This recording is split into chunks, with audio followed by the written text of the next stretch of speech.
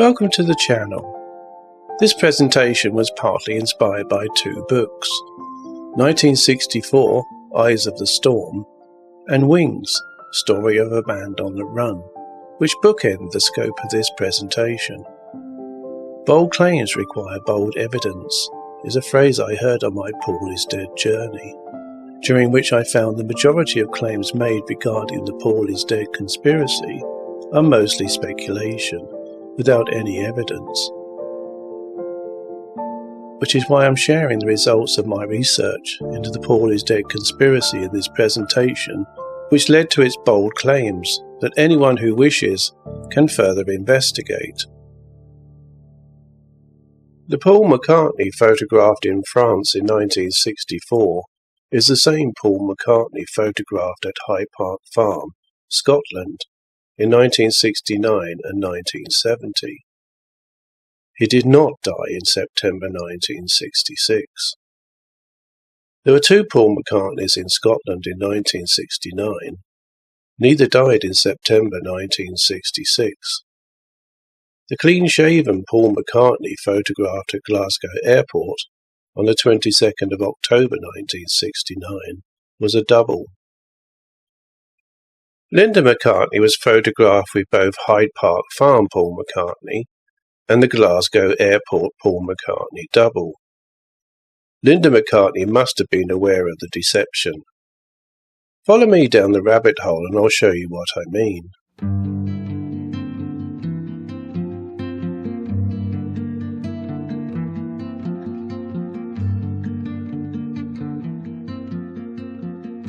"1964 was a time when the Beatles were probably the most photographed people on Earth, with many photos being taken by the group themselves. This presentation focuses on photographs taken of Paul McCartney during that Beatles 1964 Eye of the Storm phase, starting with when the group performed in Paris in January 1964, just before they first set foot on American airport tarmac, and concludes in 1970 with photos taken by his late wife Linda, where McCartney was an ex-Beatle, living on his remote farm in Scotland, away from public gaze. By comparing photos of McCartney taken in 1964 and 1970, I believe the answer to the question, was McCartney dead or alive, during these years, comes into focus and is very clear. The evidence raises questions about the validity of the Paul is Dead conspiracy theory, though. Paul McCartney has been interested in photography since his youth. This interest became known to the public after a cache of photographs from 1963-64 was rediscovered in 2020. Some of the photographs featured in the book, 1964, Eyes of the Storm, were taken by McCartney during the Beatles' 1964 North American tour, at the height of Beatlemania, and also include photographs taken in Liverpool and Paris.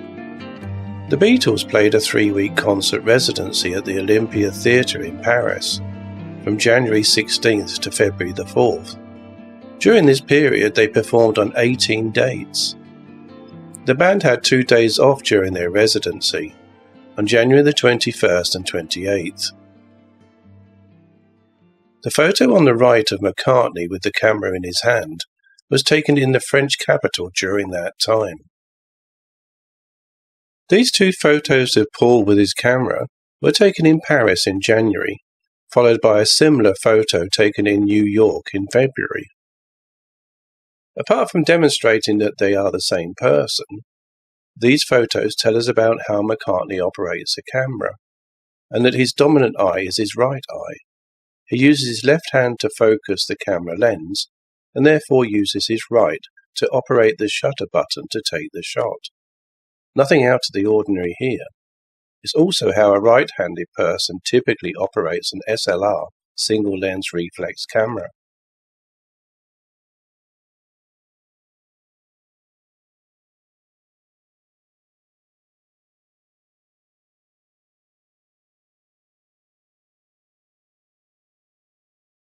The strangest rumours started floating around just as the Beatles were breaking up, that I was dead. We had heard it long before, but suddenly, in that autumn of 1969, stirred up by a DJ in America, it took on a force all of its own, so that millions of fans believed I was actually gone. This quotation is an excerpt from the new book Wings, The Story of a Band on the Run, by Paul McCartney, which is edited by Ted Widmer, and recently published by Alan Lane. It describes the circumstances, in McCartney's own words, which prompted the media to track him down at his remote Scottish farm to confirm whether he was dead or alive. Paul McCartney purchased High Park Farm in Campbellton, Scotland, on June the 17th, 1966, for £35,000, acquiring 183 acres of land. The purchase was partly a suggestion from his then-girlfriend Jane Asher. Although the property was in poor condition, significant renovations didn't begin until McCartney married Linda Eastman in 1969. Paul McCartney is shown in this photo with a Jacob sheep. The image was taken in 1970 at High Park Farm by his late wife Linda. The photo, which shows a bearded McCartney during this time away from the public eye after the Beatles breakup, is a well-known image from that period of his life. This time on the farm also inspired McCartney's music, including his album Ram, which was released in 1971, and features a photo of him with a ram on the front cover. Linda McCartney's photography captured their rural life, capturing moments of simplicity which contrasted with their celebrity status and McCartney's former Beatlemania days. We will be using the photo Linda took of Paul McCartney shown here on the right for comparison purposes.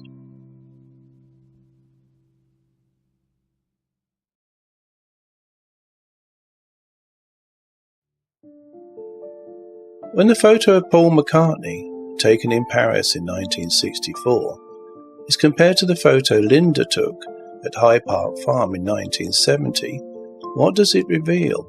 According to the Paul is dead conspiracy, differences between the two photos should demonstrate that Paul is dead.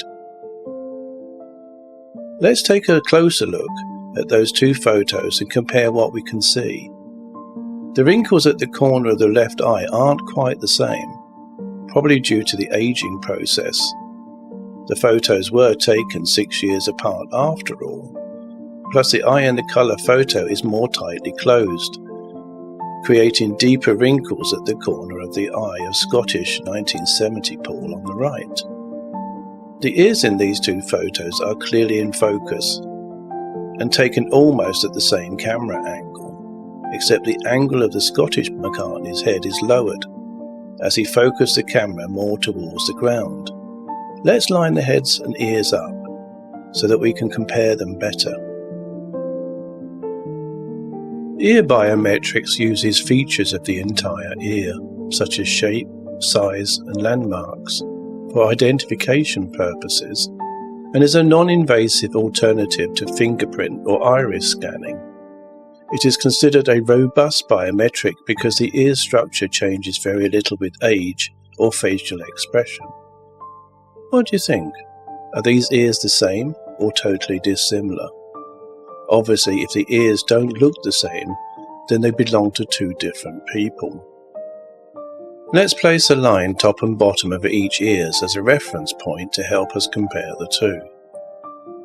And a third line above that dark diamond-shaped shadow. It starts at the same point on both ears. That shadow looks pretty much the same to me on both ears. What if we place a fourth line just below the crus antihelix, as this part of the ear is called? This part of the ear with a red circle around it, they look very similar too. But if Paul is dead, then these details of the ear should not appear the same.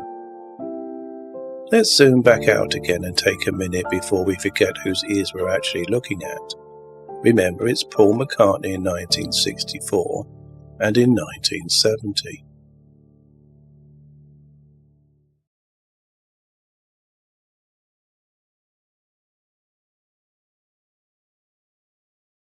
If you have watched the previous Are You Sure Paul Is Dead presentation in this series to the end, you'll know where this is leading, and will also know it is not possible for two individuals to have the same vein pattern on the back of their hand. That includes identical twins. A fact which I understand is difficult to accept if you've been through the cognitive dissonance that comes with trying to process that there was more than one Paul McCartney, and especially if you were led to believe that one of them is dead, and then to add to matters, someone demonstrates that the Paul you believed had died actually didn't, and worse still, that both he and his double were photographed in Scotland in 1969. More about that in a moment. All of which has prompted some people to unsubscribe to the channel and not follow me deeper down the Paul is Dead rabbit hole. So thank you for watching this far as we compare the vein pattern in the photo of Paul McCartney's left hand from 1961 to the photo that Linda McCartney took in 1970. Let's zoom in a bit closer. There it is, the vein on the back of McCartney's left hand. The C-shaped line of the vein starts from the middle of the wrist and heads down towards the ring finger. I've cropped the photo a bit closer so people watching on devices with small screens can hopefully see it. Just follow the yellow arrow and there's the C-shaped McCartney vein, which logically means these two photos are of the same person. Which means when Paperback Writer and Hello Goodbye McCartney have the same vein pattern on the back of their left hand, they were also the same person. Don't shoot the messenger. I realise it's a very inconvenient truth, but pre-Beatlemania 1961 Paul and post-Beatles 1970 McCartney have the identical vein, which means they are the same person. But that doesn't mean that only this particular person played the Paul McCartney role.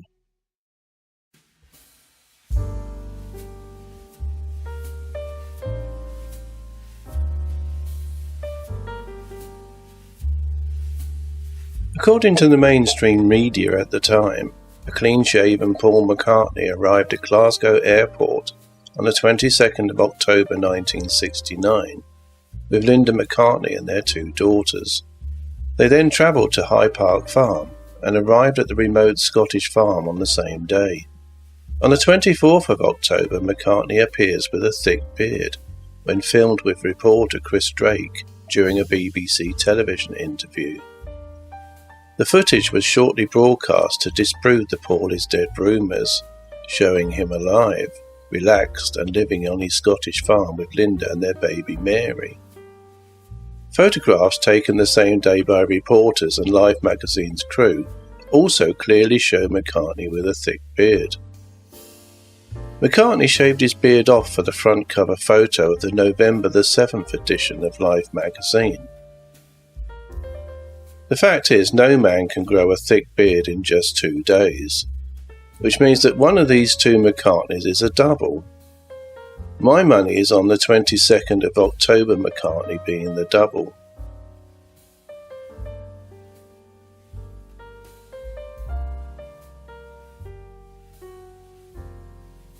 Based on the facts that I've shown in this presentation, I think most people will agree that the bearded McCartney, the one journalists caught up with on the 24th of October 1969 up at Park Farm, and the clean-shaven one who arrived at Glasgow Airport 2 days earlier are not the same person.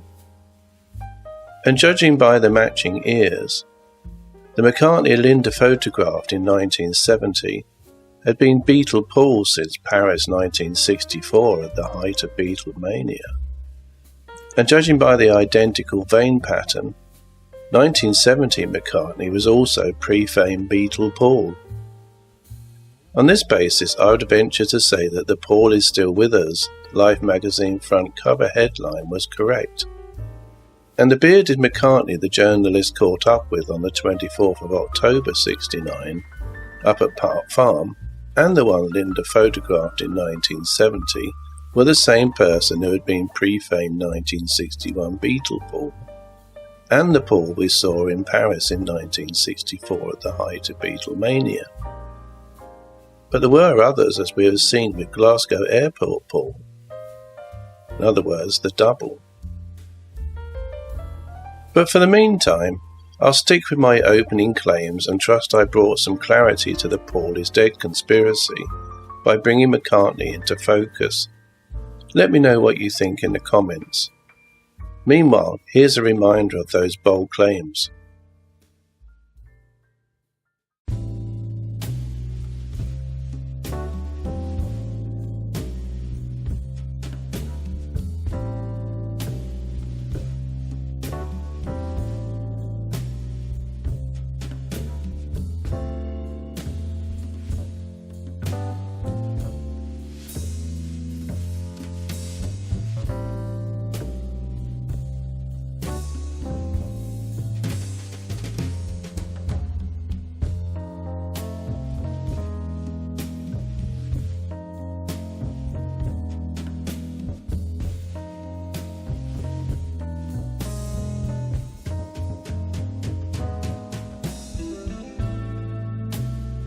If you liked this video and others on the channel, please give it a thumbs up and subscribe.